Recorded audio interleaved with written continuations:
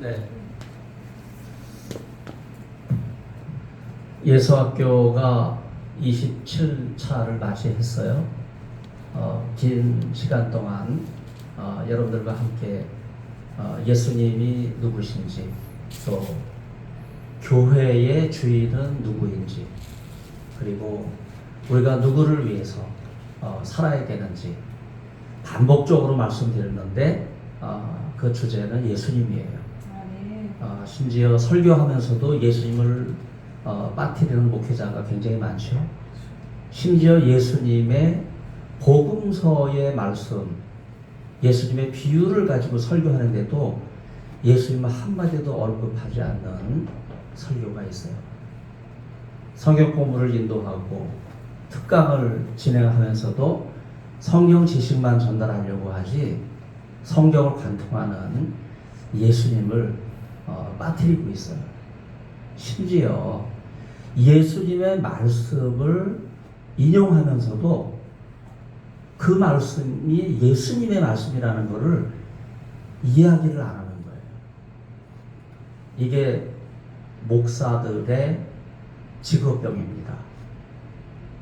자기를 드러내려고 하기 때문에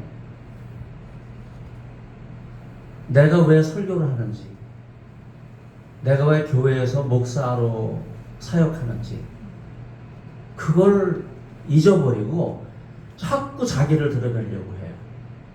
그러다 보면 오늘 이희가 목사님 오셨는데 제가 갑자를 좋아합니다. 갑순이와 갑돌이. 네. 한국 사람이면 늘 생각하는 그 이름이 딱 거기에 있어서 참 미국에 계시면 안 될 뿐이에요. 한국에 와서 된장찌개 먹어가면서 청국장 먹어가면서 네, 목회하셔야 되는데 정말 저도 궁금한 게 있어요. 그 교회를 개척하고 7년 계셨는데 그때 집사님 청년? 참 대단합니다. 네. 그래서 하나님께서 그걸 접고 미국으로 또 이렇게 옮겨주셔서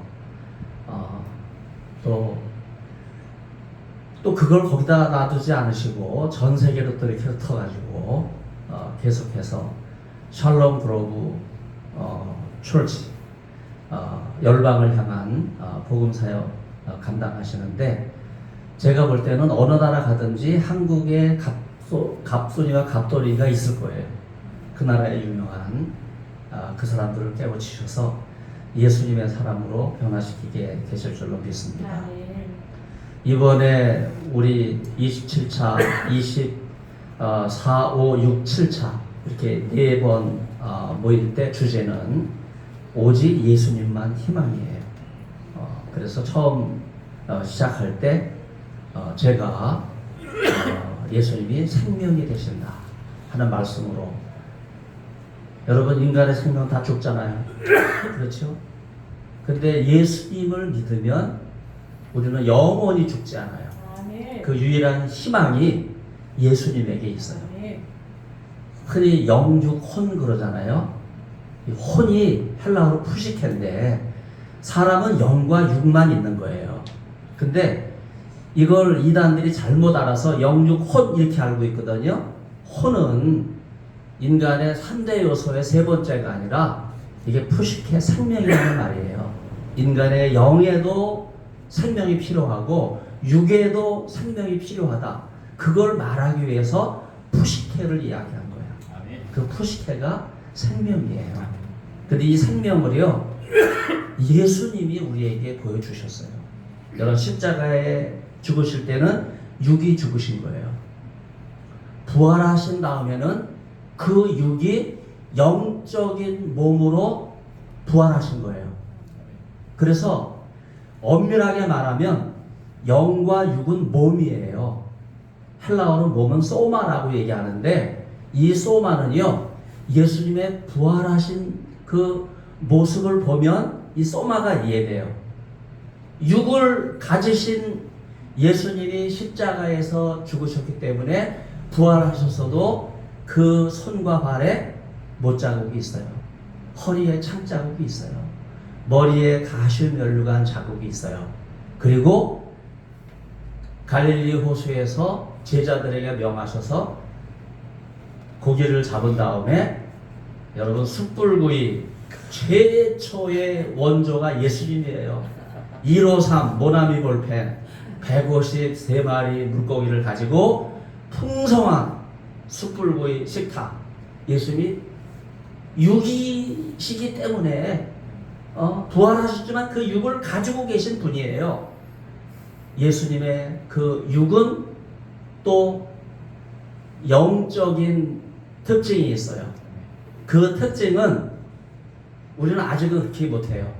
우리는 여기서 순간이동 못하잖아요. 근데 예수님은요, 비하인드 도어. 오늘 이렇게 오셨으니까 영어가 자꾸 나옵니다. 네. 닫힌 문, 도마가 의심하고 제자들이 모여서 두려워서 문을 닫고 있는데 성경은요, 비하인드 도어라 그래요. 그 문을 열지 않았어. 그런데 예수님은요, 육만 있으신 것이 아니라 부활하신 다음에는 영이기 때문에 우리와 다른 모습을 보여주신 거예요. 여러분, 이게 소마예요. 소마는 사르스, 육도 있고 영, 푸뉴마도 있어요. 이 두 가지가 같이 있는 게 소마예요. 이걸 우리에게 주신 분이 푸시케, 생명을 가지신 예수님입니다. 여러분이 이 예수님을 믿고 오직 예수님만 구주로 섬기면요, 우리도 부활하신 예수님처럼 육과 영이 온전한 몸을 입게 될 줄로 믿습니다. 예수님 부활의 첫 열매가 되신 거예요. 잠자는 자들 가운데 일어나셔서 우리를 단지 육에 속한 존재만이 아니라 영에 속한 사람으로 신령한 옷을 입고 살아갈 수 있는 구원의 비밀을 열어주신 거예요. 그래서 4주 전에 이 얘기로 제가 시작을 했어요. 오종탁 목사님 그때 들으셨는데 생각 안 나시죠? 네. 저는 강의를 했으니까 생각이 나는 거예요. 그래도 여러분이 잊어버리니까 제가 감사하잖아요. 제가 또 이렇게 얘기했는데 이게 새로운 얘기처럼 들리잖아요. 야, 우리 소기천 목사님은 어떻게 원고도 없이 저렇게 얘기하나. 성경을 여러분 보고 우리가 말하는 게 아니에요. 영적으로 주시는 은혜가 마음에 있게 될 때 그때 하나님께서 말씀을 통해서 내게 역사하시고 그 말씀이 입에 검이 돼서 성령의 말씀이 돼서 우리의 심령과 골수를 찔러 쪼개기까지 하실 때 그때 우리가 비로소 변화될 줄로 믿습니다. 그래서 오늘 말씀은요, 누가복음 9장 36절의 말씀이에요. 이 말씀은 오늘 제가 오직 예수님만 보이더라 이렇게 제목을 정했어요. 여러분, 그 배경은 어떤 얘기냐면요, 변화산 얘기예요. 그 앞절을 보면요, 8일 후에 이제 하시는 말씀이 오늘 본문 말씀 중에 하나예요. 그럼 8일 전에 무슨 얘기가 있었을까? 제가 조금 전에 했던 바로 그 말씀이에요. 예수님이 생명이시다. 예수님이 참 하나님이시고 참 구주시다. 그 말씀을 8일 전에 하셨어요. 그 장소가 어디예요?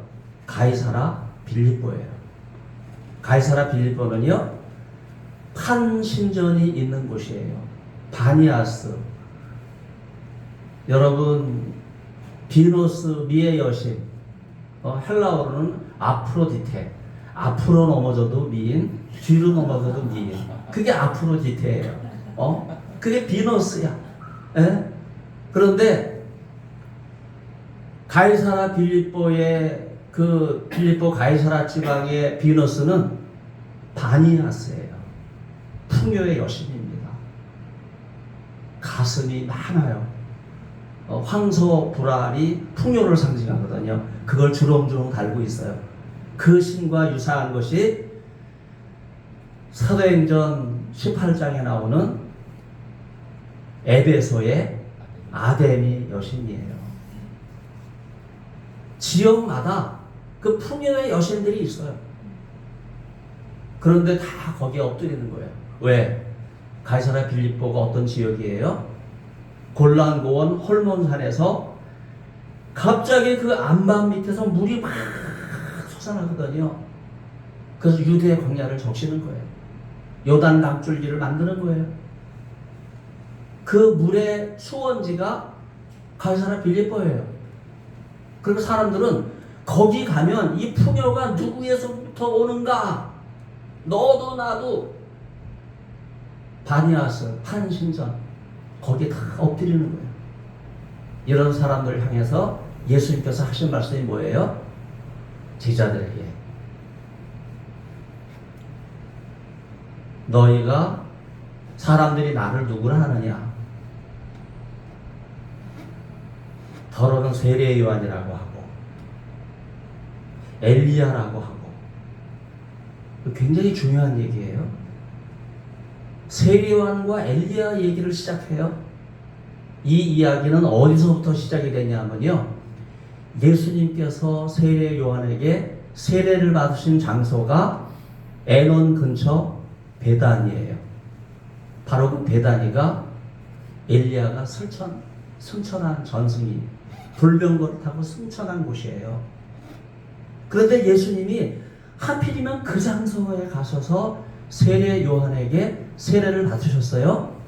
그랬더니 세례 요한에게 엘리야라고 하는 별명이 붙었어요. 그리고 이 별명이 베다니에서 가이사랴 빌립보에까지 올라갔을 때 예수님이 사람들이 나를 누구라 하느냐 이렇게 질문하게 됐을 때 그 생각을 하고 더러는 세례 요한이라고 합니다. 더러는 엘리야라고 합니다. 그렇게 이야기한 거예요. 그때 예수님은 다시 질문합니다. 그러면 너희는 나를 누구라 하느냐? 목사님 여러분들에게 묻습니다. 여러분, 너는 나 예수님을 누구라 하느냐? 설교에 이용하는 사람이에요? 내 밥벌이를 위해서 내가 예수님의 지식을 파는 사람이에요? 베드로는 주는 그리스도시요 살아계신 하나님의 아들입니다라고 고백했어요. 이 고백을 어디서 했습니까? 판신전 앞에 엎드려져 있는 사람들 앞에서. 그들이 바라는 것은 물질의 풍요입니다. 세상의 명예와 권력이에요. 이런 사람들을 바라보았던 제자들, 그게 선망의 대상이죠. 그것만을 따라간 거예요. 그런데 베드로가 그리스도시요 살아계신 하나님의 아들이라고 예수님을 고백하게 되었을 때 예수님께서 그 순간 너는 베드로다. 반석 위에 My Church, 내 교회를 세울 것이라고 말씀하셨어요. 그리고 예수님이 반석이기 때문에 그 위에 교회, 성도들이 세워지게 되고 이 사람들이 예수님을 통해서 구원받는 생명, 그래서 세상에 생명을 전하는 사람들이 될 것이다. 이런 말씀을 하신 지 8일이 지난 다음에 오늘 본문 말씀이 시작된 거예요. 그 장소는요, 가이사랴 빌립보가 아닙니다. 8일 동안 움직이셨어요. 변모산이에요. 변화산입니다. 많은 분들이 변모산, 변화산은 헐몬산이라고 생각해요. 그렇지 않아요. 헐몬산은 가이사랴 빌립보에서 반나절이면 가는 길이에요. 8일을 움직이셨어요. 예수님은 가이사랴 빌립보에서 남쪽으로 내려오셔서 모래의 언덕이 있는 바로 다볼산에까지 오신 거예요. 다볼, 한국 사람만 알 수 있는 용어지요. 거기 가면 다 보여요. 나중에 뭐까지 보여요? 예수님만 보이더라. 예수님도 보인 거예요. 그래서 다볼산에서 예수님을 만나게 됐어요. 우리말 성경은요, 예수님만 보이더라 이렇게 되어 있지만은요, 헬라어 성경을 보면 그렇게 안 되어 있어요. 변화산에 올라갔는데 제자들이 다 올라가진 않았죠. 누가 올라갔어요? 베드로, 그 다음에 요한, 야고보, 이렇게 사랑하는 세 제자를 데리고 갔어요. 안드레는 굉장히 섭섭했을 거예요. 베드로의 형제인데 왜 세베대의 아들 두 형제만 챙기고 나는 뺐을까? 하나 더 데려가도 되시지 않을까? 안드레는 굉장히 섭섭했을지 몰라요. 그러나 성경 전승은요 분명하게 세 사람을 거듭해서 말씀하세요. 이때 이 세 사람이 변화산에서 본 인물이 누굽니까? 세례요한은 빠지죠. 엘리야를 위해서 초막 하나를 짓고, 그 다음에 누가? 모세를 위해서 초막 하나를 짓고, 그리고 또 하나는 주님을 위해서, 예수님을 위해서 초막 하나를 짓겠습니다. 그렇게 고백했어요. 아직도 이 세 제자들의 눈에는요 예수님이 보이지 않는 거예요. 그래서 천둥 소리가 나고 밝은 빛이 비치게 됐을 때 엘리야는 사라집니다. 모세는 사라져요. 그 밝은 빛 가운데 누구만 남아요? 예수님만 남잖아요.